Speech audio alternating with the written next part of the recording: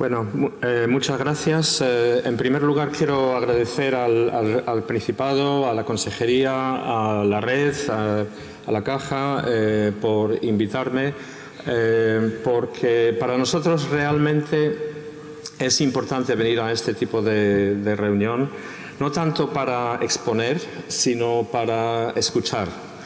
Ha habido una reunión recientemente también en Cataluña, va a haber otra en Aragón. En toda Europa hay reuniones que están teniendo lugar en Estonia, en Finlandia, en Rumanía, en Hungría. Si hay un mensaje que me gustaría dar es que es muy importante conectar estas distintas conversaciones. Porque realmente muchas veces no se sabe lo que está pasando en la región al lado, no se sabe lo que se está haciendo en el país al lado. Hay 108 programas que utilizan el LEADER y se puede aprender mucho los unos de los otros. Y es urgente. Estamos en una situación extremadamente fluida. No se sabe lo que va a ser el presupuesto con lo de Brexit y todo esto, pero las propuestas de reglamento deben de estar en mayo del año que viene. O sea, hay poco tiempo para ir preparando propuestas basadas en lo que funciona y lo que no funciona para vosotros. Sobre el terreno. Así que lo que nos interesa es escuchar. Quiero también disculparme un poco porque lo que he hecho es reunir muchas diapositivas, algunas en inglés y algunas que pueden tener algún error ortográfico también. Y me gustaría empezar con una anécdota personal. Cuando en el año, me parece que era el 89, empecé a trabajar para el Valle del Jerte, básicamente, a cargo de la agrupación de cooperativas y también de la Mancomunidad. Y habíamos trabajado ya en temas agroalimentarios, en la valorización de productos locales, y nos pidieron hacer un programa integrado de desarrollo. Y el modelo que teníamos en ese momento era la Ley de Agricultura de Montaña, que se había puesto en marcha en Oscoseo, en Asturias. Y eso fue nuestro referente, ya hace 25 años. Entonces utilizamos ese modelo, porque ese modelo tenía la idea de una zona rural delimitada, una zona local, un partenariado y una estrategia integrada. Entonces nos pusimos en marcha siguiendo el modelo, trabajamos durante un año pueblo a pueblo, recogiendo ideas y al final teníamos la estrategia, teníamos el partenariado, pero la ley no se puso en marcha. Y creo que eso ha pasado alguna otra vez aquí. Entonces cogimos el maletín, nos fuimos a Europa y encontramos que decían que estaban preparando un programa que se llamaba LEADER, eran términos franceses, y que este programa necesitaba una zona delimitada, un partenariado participativo y una estrategia integrada. Y dije, ¡guau! Lo tenemos ya. O sea que entonces lo adaptamos un poco al lenguaje europeo, lo presentamos y ganamos esa propuesta. Y después de eso, para mí siguieron, yo creo que 12 de los años más bonitos de mi vida, donde he aprendido más que, bueno, jamás, ¿no? Y lo que me gustaría también decir es que yo creo que lo teníamos muy sencillo en ese momento. Había muchos problemas, pero estaba todo por hacer. No existían casas rurales, nadie sabía lo que era. No existía el turismo rural. Teníamos una gama de productos locales de una calidad fantástica, unos recursos naturales fantásticos, estaba todo por explotar. Y durante estos 20 años, yo creo que el LEADER ha podido acompañar un desarrollo muy importante en el tema turismo rural, en el tema de productos alimentarios, en el tema de calidad de vida. Los cambios no han sido todos debido a LEADER, pero yo creo que LEADER ha jugado un papel clave en todo ese proceso. El tema es que ahora ya no es así, porque se ha conseguido mucho, se ha trabajado mucho. Es posible perfeccionar mucho de lo que se ha hecho anteriormente, pero no se puede continuar a hacer las mismas cosas. Hay que cambiar. Los retos son diferentes, los problemas han cambiado, están evolucionando a una velocidad muy grande y no podemos seguir haciendo lo mismo. Bueno, el contenido. Voy a hablar de dónde estamos, la situación ahora de LEADER en Europa. Cómo hemos llegado, algunas lecciones de los pasos que hemos dado. Sigo un poco los pasos de Ana también. ¿Qué está pasando a nivel de la sociedad rural y qué papel puede jugar LEADER en estos nuevos retos? ¿Dónde vamos? Y preguntas y pistas. Voy a hablar, lo siento, de una forma bastante general. No voy a entrar en los detalles de medidas y procedimientos y todo eso. O sea que esto es a nivel europeo y en términos muy generales, pero espero que puedes despertar preguntas e ideas entre vosotros. Bueno, ¿dónde estamos? La situación actual. Tengo bastantes transparencias y las voy a pasar muy rápidamente, si no me voy a extender demasiado. Primer mensaje. LEADER es el único programa a nivel europeo que da el poder de decisión sobre las estrategias y sobre la selección de proyectos a la sociedad civil en su conjunto, público, privado y sociedad civil. Es el único, no ha habido otro. Esto tiene una importancia enorme en un momento en lo cual hay tendencias en las zonas rurales en muchos países europeos. Mucha de la gente que votó por el Brexit en Inglaterra estaba en el mundo rural. Mucho del apoyo al Frente Nacional en Francia viene del mundo rural. O sea, hay unas tendencias muy peligrosas en Europa y este es el único programa que realmente muestra que Europa tiene confianza en los ciudadanos. Hay un presupuesto de casi 10 billones de euros que desde luego no es suficiente para resolver los problemas del mundo rural, pero utilizado bien puede ser una palanca para muchas otras cosas. Objetivos. Se pretende, bueno, va a haber en LEADER 2.600 grupos, prácticamente casi 300 en zonas costeras. Se pretende crear 46.000 empleos y se cubre casi la mitad del mundo rural. Uy, eso no sabía que hacía eso. Vale. Lo que veis del el desarrollo local participativo, la entrada en este momento de los otros fondos, el FEP tiene más o menos 500 millones, esto ya ahora es aportación comunitaria exclusivamente, la anterior era pública.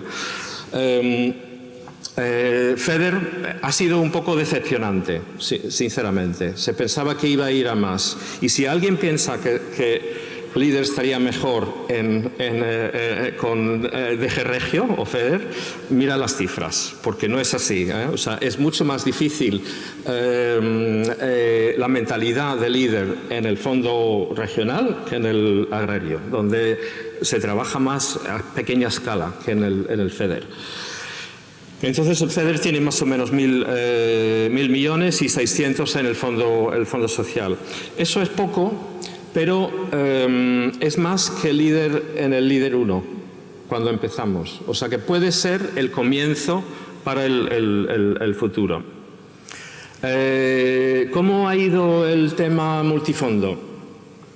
Bueno, como digo, hay 108 programas con FEADER, 20 del CEMP, 32 programas de FEDER y 25 del Fondo Social. El multifondo ha cuajado en algunos países, Suecia, Portugal, República Checa, Hungría, Bulgaria y Rumania, y en algunos países también regionalizados. Francia, Italia y Alemania tienen, pero no muchos, es una minoría. La conclusión general es cuando hay una buena coordinación, o sea, no se ha arreglado el tejado. El tejado no está arreglado. Entonces, el piso por debajo, que es el Estado miembro, si no hace algo para mejorar la coordinación entre los distintos ministerios, el peso que cae sobre los grupos y luego sobre los beneficiarios se multiplica por el número de fondos, básicamente. Entonces, si tienes 3 fondos es 3 veces más complicado. En Suecia, por ejemplo, es uno de los estudiantes modelo de todo esto. Lo que han hecho es que han delegado en la autoridad de gestión que gestiona el FEADER, los otros ministerios han delegado en ese ministerio, ¿no? Entonces, ahí hay una coordinación y sigue siendo complicado, ¿eh? O sea que, entonces, el tema es, la idea es muy buena, la idea es muy buena de poder abarcar un terreno más amplio, depende cómo se hace al final. Y esto ya, bueno, otra conclusión, estos son líder por Europa. Aquí ves más claramente, yo creo, un poco el presupuesto medio por grupo. Y quizás estos vienen de los programas, o sea que se pueden ajustar, igual no están totalmente actualizados. Pero lo que ves es algunos países miembros que tienen presupuestos bastante grandes, medios, o sea, Grecia, Irlanda con presupuestos de 10 millones por grupo, y otros que ni siquiera llegan al millón.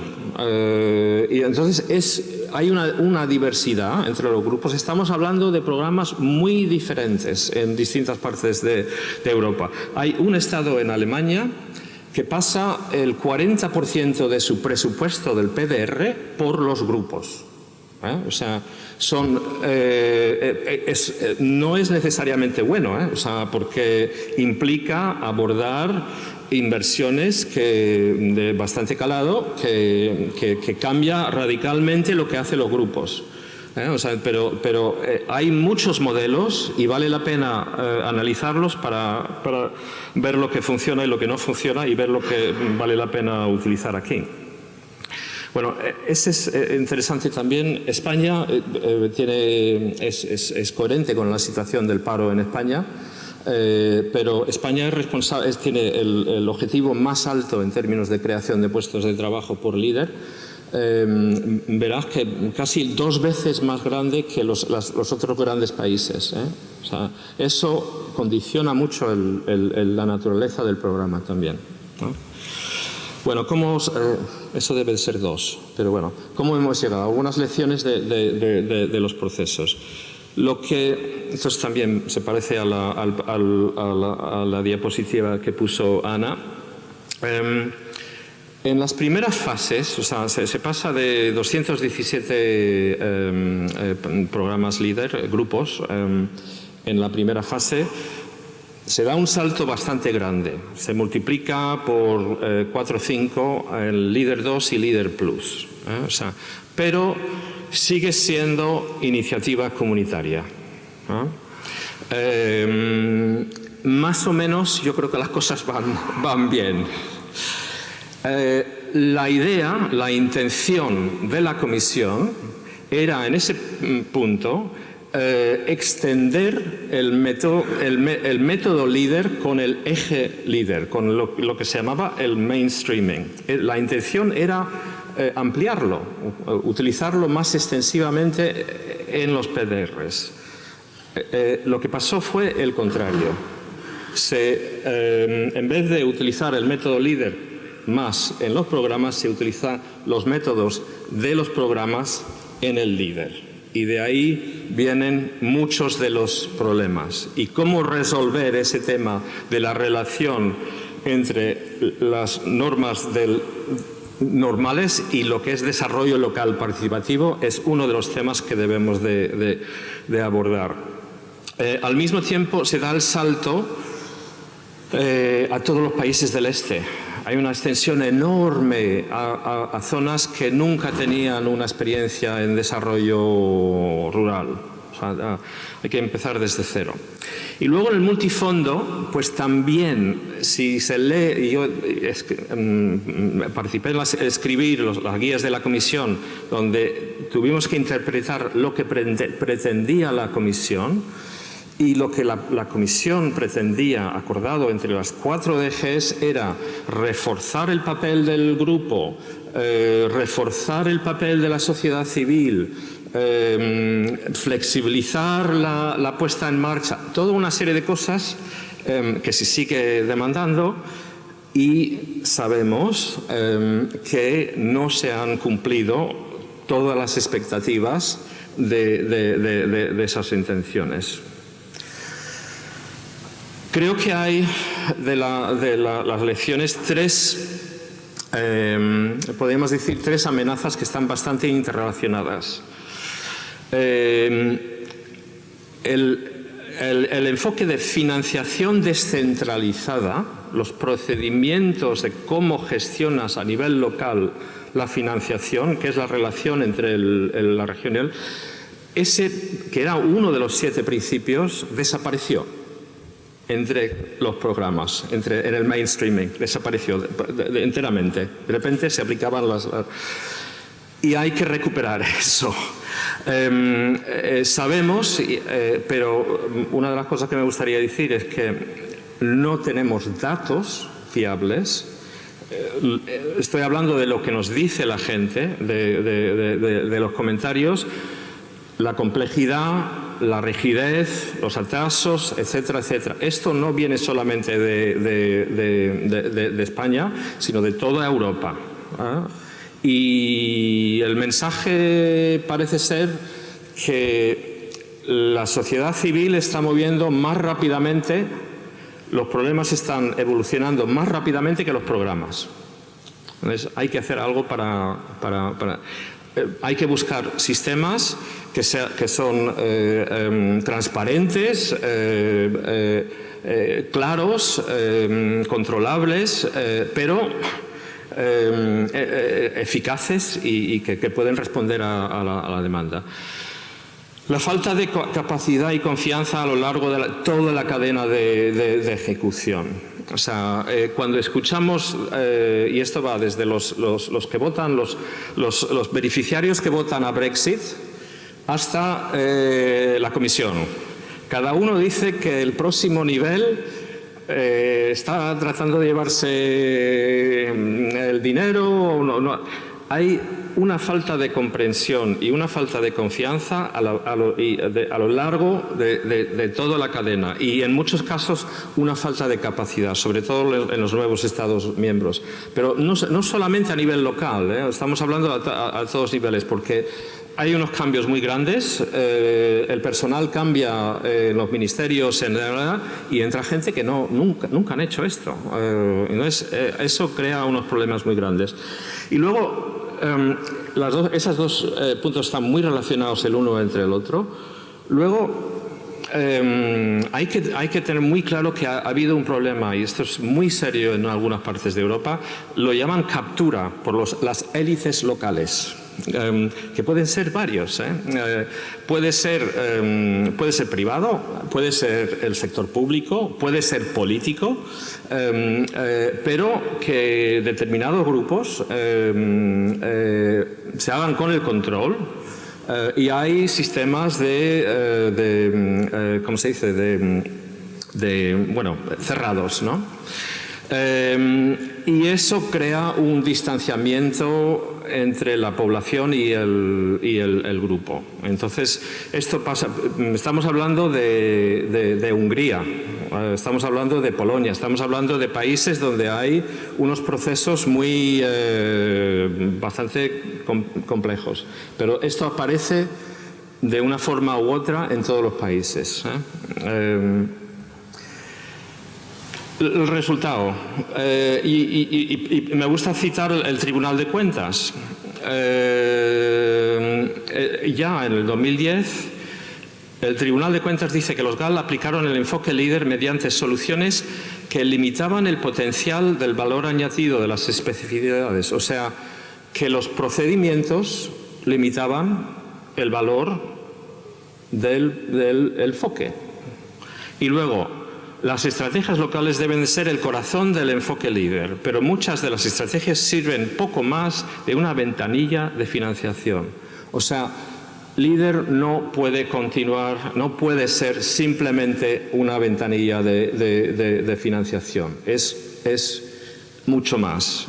Y esto es Tribunal de Cuentas, o sea, no es cualquier. Declaración de Cork. Es la otra cara, el otro lado. Hablan, basándose en el éxito de LEADER y la Asociación Europea para la Innovación, el enfoque bottom-up y las iniciativas lideradas por los agentes locales deberán ser llevadas más allá para explotar todo el potencial de las zonas rurales. O sea, por una parte, los procedimientos no nos dejan hacerlo, por otra parte, Cork hay un compromiso, es decir, hay que ir más allá, ¿okay? O sea, y ahí es donde estamos, entre estas dos corrientes. Bueno, me estoy extendiendo mucho, lo sé. Quería dar algunos ejemplos de proyectos que a mí... nosotros ahora estamos trabajando en la Red Europea de Desarrollo Rural sobre el tema de territorios inteligentes, territorios, ciudades inteligentes. Quería recoger algunos de los ejemplos. Estos no son ejemplos especialmente de nuevas tecnologías, pero tienen un elemento común, lo voy a repasar muy rápidamente. Esto es una pequeña isla en el noroeste de Escocia. Los habitantes, que son muy pocos, me parece que son 150 o 200, algo así, habitantes, se reúnen 1.500 millones, 1.5 millones de libras. Hacen el crowdfunding antes de que se había inventado la palabra.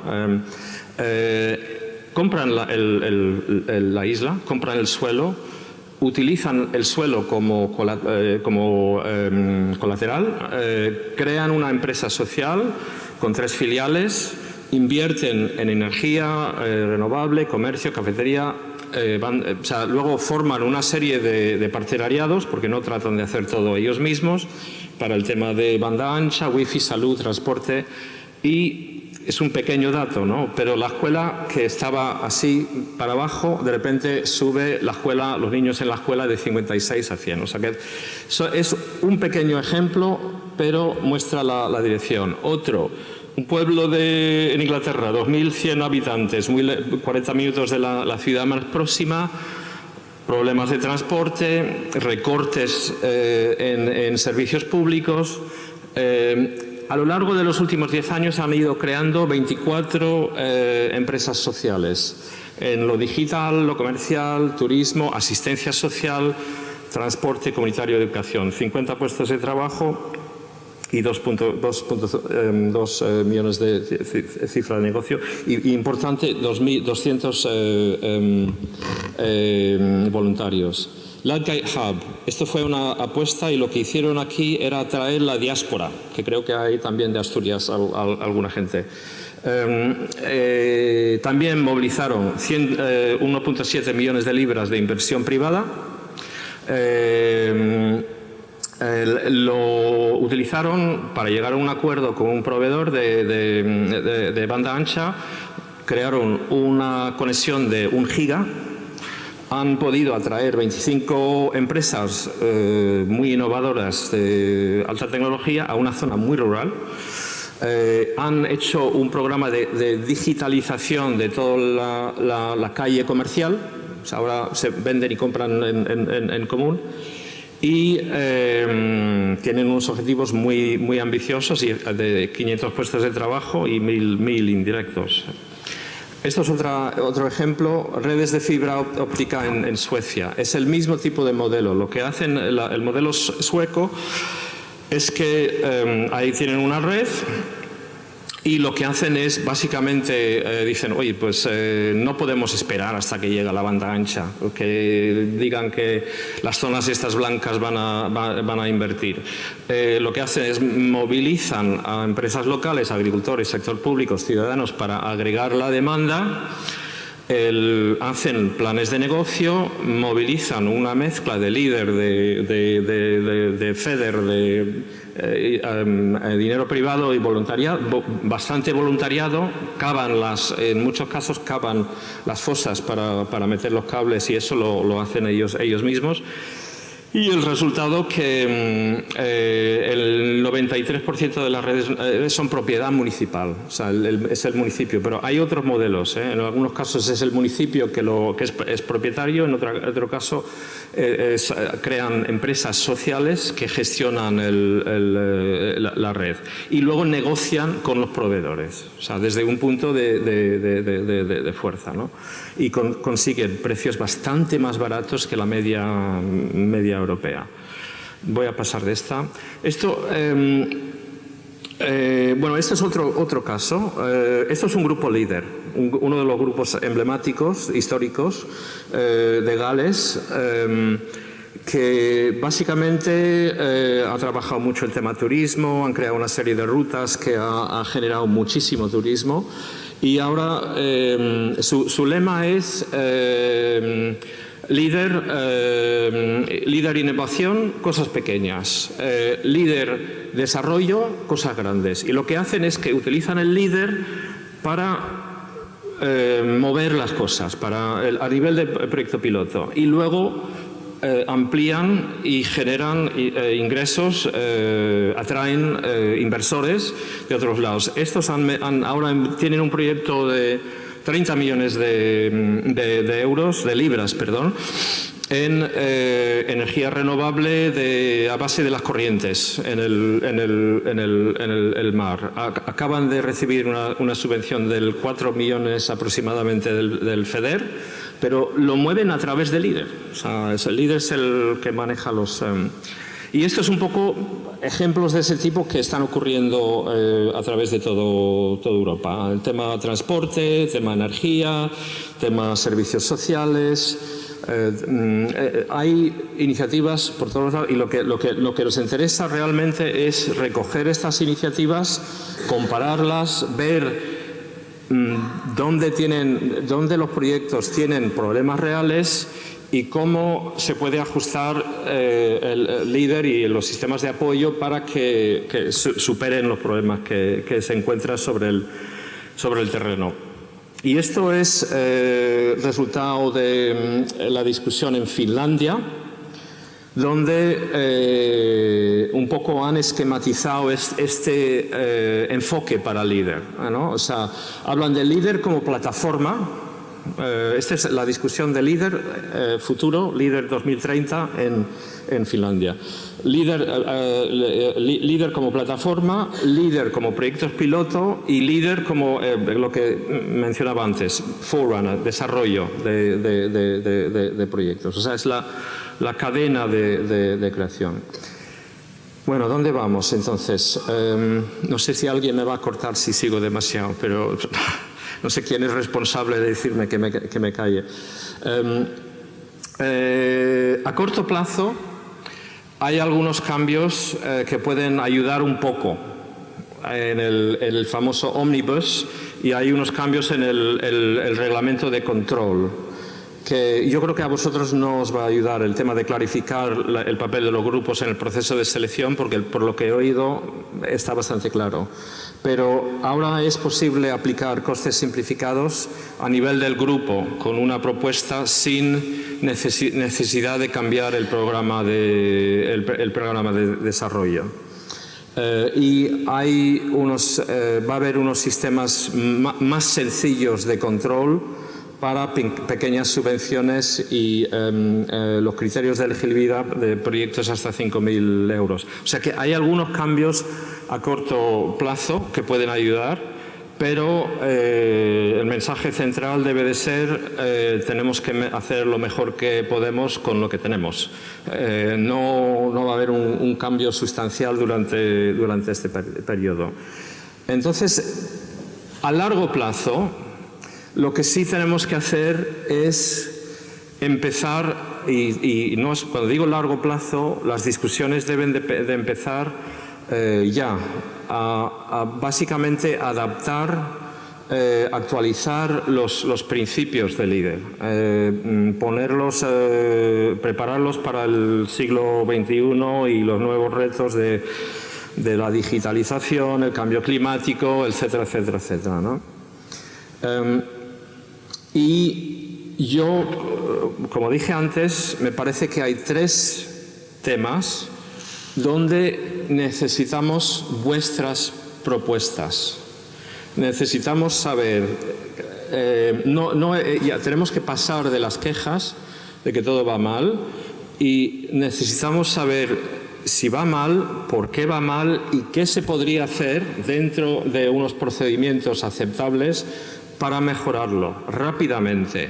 O sea, el tema de la financiación y gestión de proximidad, las reglas del partenariado, o sea, los procedimientos que sigue, si hay problemas ahí, cómo se organiza el partenariado para acoger a nuevas ideas, nuevas voces, atraer a gente más joven a la universidad. O sea, ¿cómo es posible establecer sistemas transparentes, reglas transparentes que evitan algunos de los problemas y luego el tema de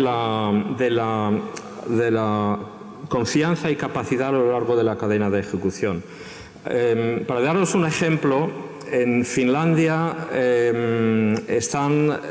va a haber una reorganización bastante importante de todos los municipios y se van a fusionar muchos municipios, van a ser mucho más grandes. Los pequeños los van a liquidar.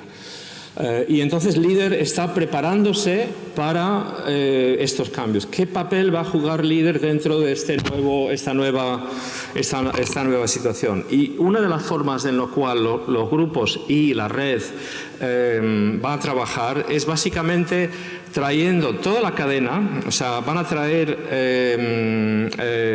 políticos, van a traer personas de los distintos ministerios, va a haber 3 zonas piloto y les van a decir, bueno, ahora espera el autobús. Ahora, a ver cómo llevas tu hijo al colegio y dónde le llevas. Ahora, a ver, o sea, quieren que se entienda realmente, que todo el mundo entienda realmente lo que es la realidad y lo que puede implicar, por ejemplo, el cierre de algunas escuelas o la centralización de sistemas de salud. Y quieren que todo el mundo entienda eso y que haya un enfoque. Ese es el tipo de cosa que necesitamos.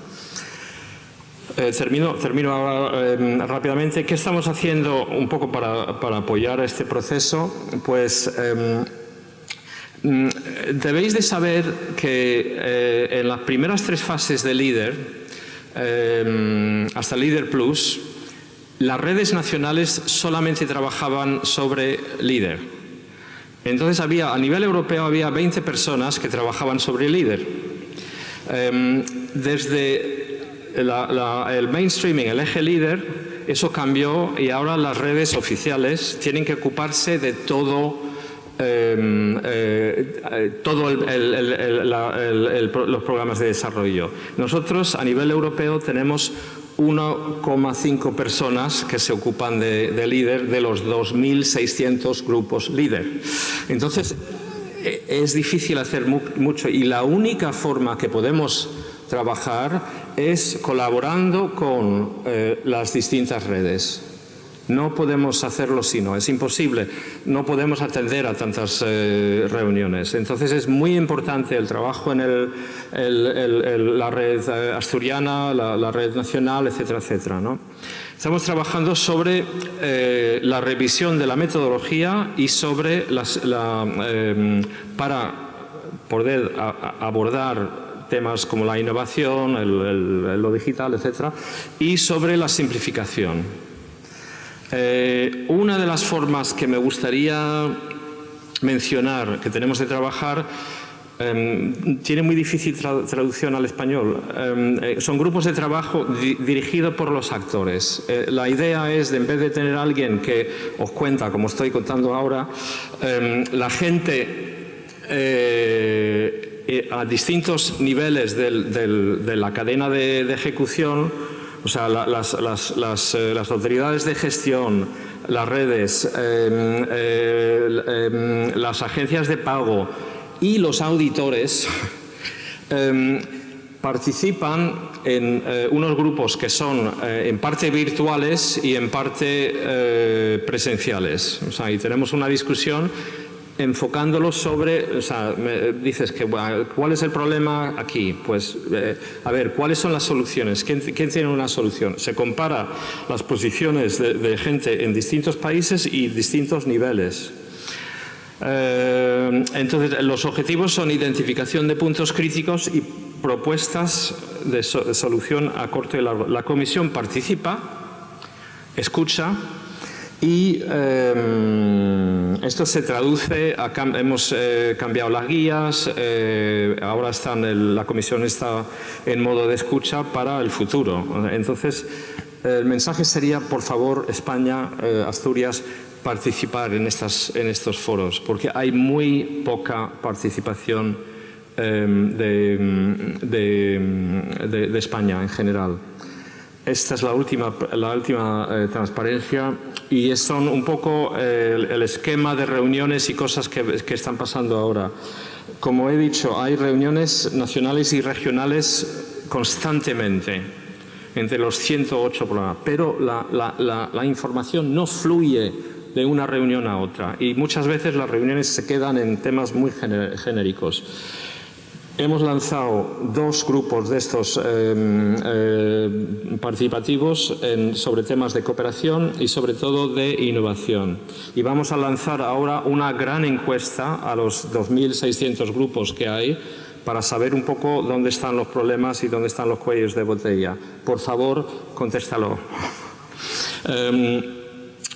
Hay reuniones a nivel europeo. Hay una cosa que se llama el Parlamento Rural Europeo, que no es el Parlamento Europeo oficial, que vamos a oír ahora de ello.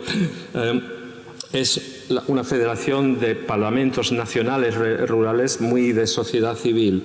Tienen una reunión, están trabajando sobre LEADER y tienen reunión ahora en Holanda en octubre.